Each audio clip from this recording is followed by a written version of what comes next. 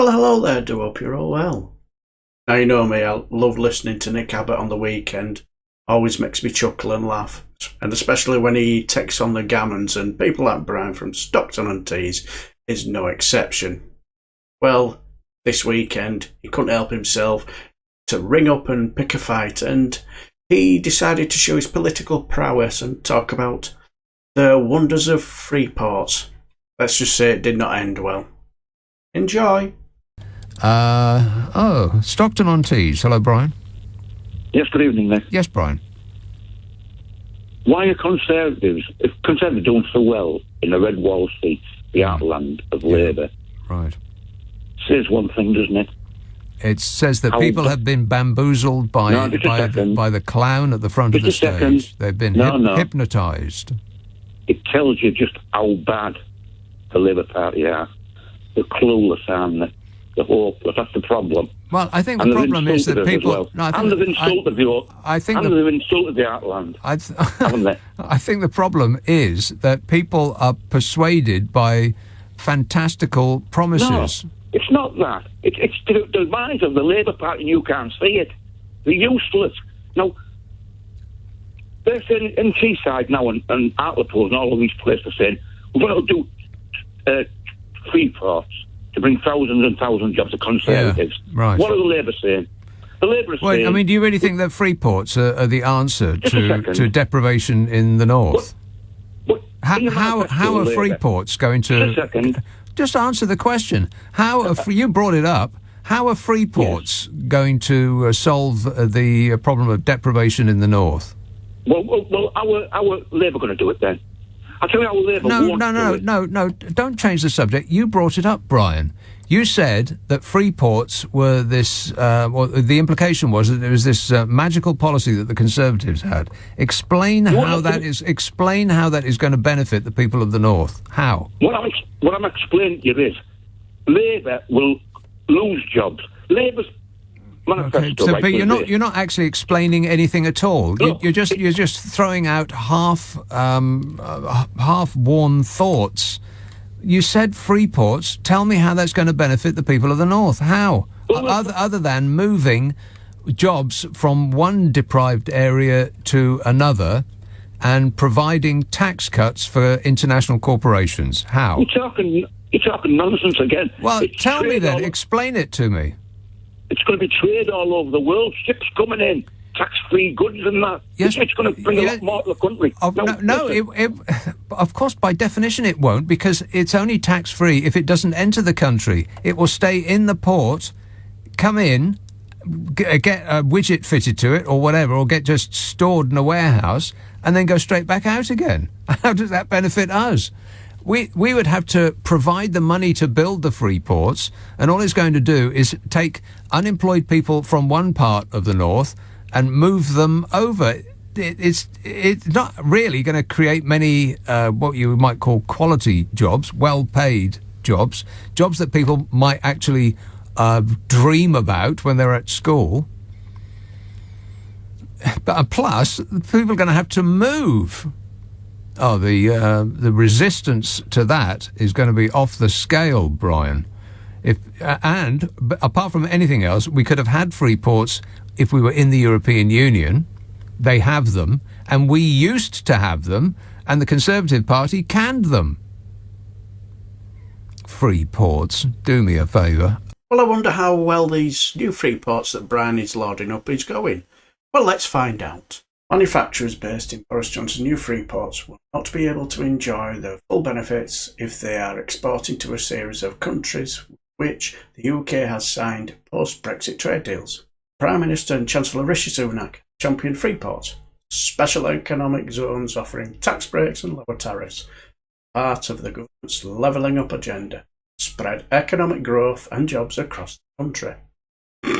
Yeah, right. Anyway, what does levelling up mean? Don't mean anything to me.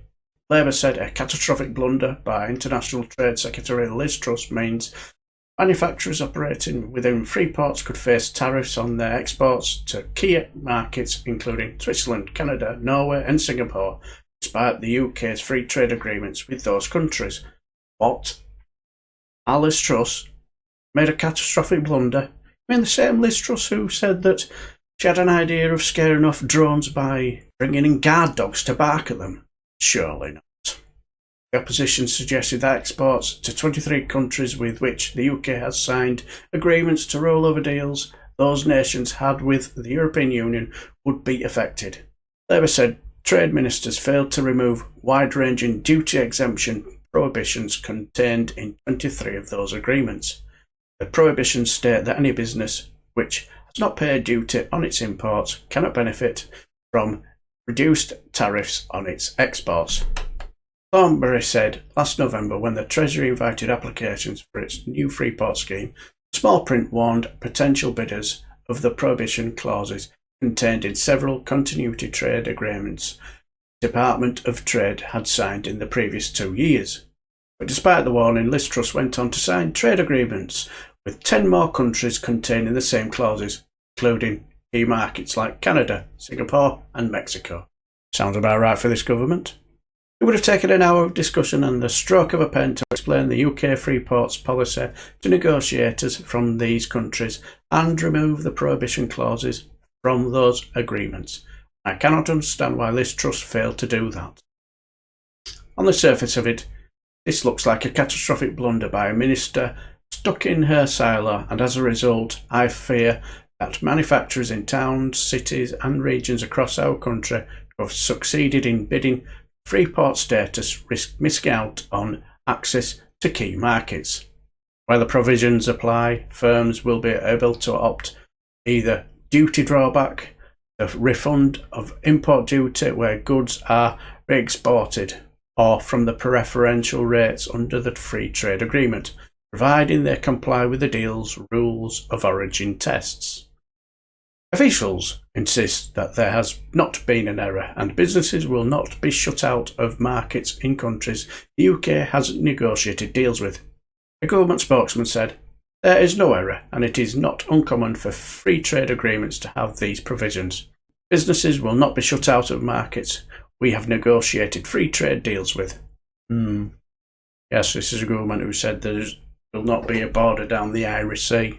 They will benefit from both our free trade programme and also from Freeports, which provide tax breaks.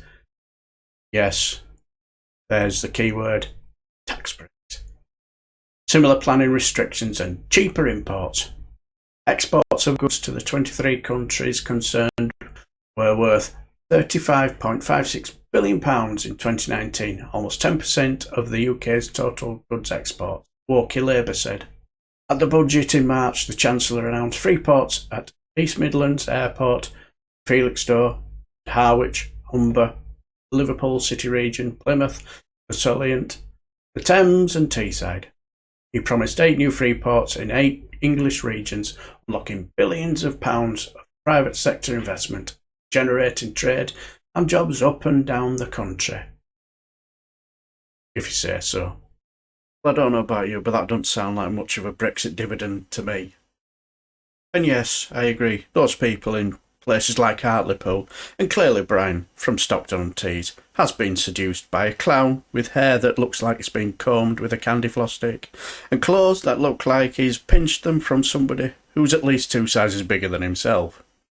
According to our gammon Brian, the party that has been invisible to the public since our Keir has been in charge has insulted the heartlands at the same time. How does he find the time to do that in between the hours spent combing his hair? Remarkable. Gives no examples of why Labour are so useless. Just spews the same jingoistic Daily Mail drivel because that's what the Daily Mail thinks, so it must be true.